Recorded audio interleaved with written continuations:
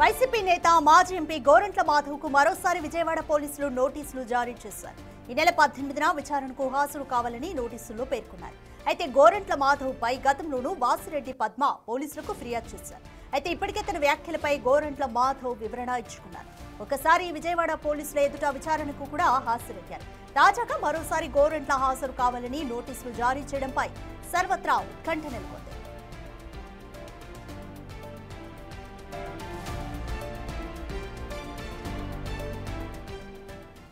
Red more details మా ప్రతినిధి యోగానంద్ అందిస్తారు. యోగానంద్, గోరంట్ల మాధవ్ కు మరోసారి విజయవాడ పోలీసులు నోటీసులు జారీ చేశారు. ఈ నోటీసులో ఏమని పేర్కొన్నారు?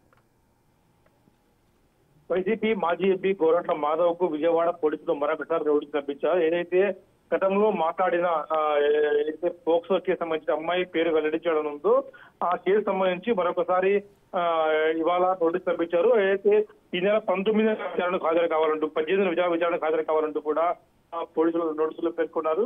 అయితే గతంలోనే ఒకసారి విచారణకు హాజరయ్యాడు గోరంట్ల మాధవ్ ఇదే కేసులో. మరొకసారి విచారణ పిలుస్తున్నాం. అది కూడా సుమారుగా 6 నెలల తర్వాత విచారణ పిలుస్తుంటూ ఏం జరగబోతున్నా అనేది కూడా మనకి తీవ్ర ఉత్కంఠగా మారని చెప్పొచ్చు. అయితే ఇప్పటికే గోరంట్ల మాధవ్ దీనిపై స్పందించి విచారణ హాజరవుతూ కూడా చెప్పిన పరిస్థితి ఉంది. అయితే మరి కాసేపటి దీంతో ప్రెస్ పెట్టి మాట్లాడకపోవడం కనిపిస్తోంది. ఎందుకంటే ఒక మహిళా చైర్పర్సన్ అయ్యండి ఒక బాధితుల పేరు కూడా ఆమె కూడా మాట్లాడింది. దీనిపై కూడా కంప్లైంట్ ఇచ్చే అవకాశం కనిపిస్తుంది. కాబట్టి ఏం జరగబోతుంది నెక్స్ట్ అనే కేసులో కూడా తీవ్ర ఉత్కంఠ ఆసక్తికరంగా మారని చెప్పొచ్చు. Right, thank you Yoganand.